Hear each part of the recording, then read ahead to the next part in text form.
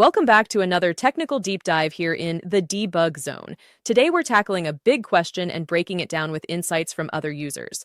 Hopefully this clears up some misconceptions and helps you get the answer you need. So buckle up, stay a little curious, and let's jump right in.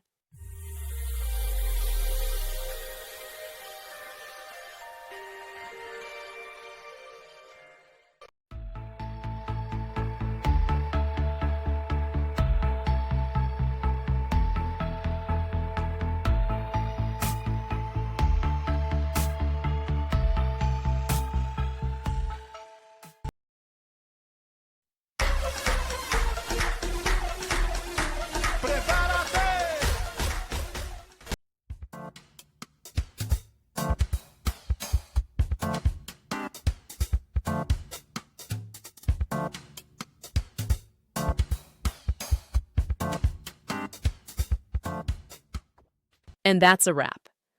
I hope you found the answer you were looking for. If you did, take a second to hit that subscribe button. It really helps out. And let me know in the comments which solution worked best for you.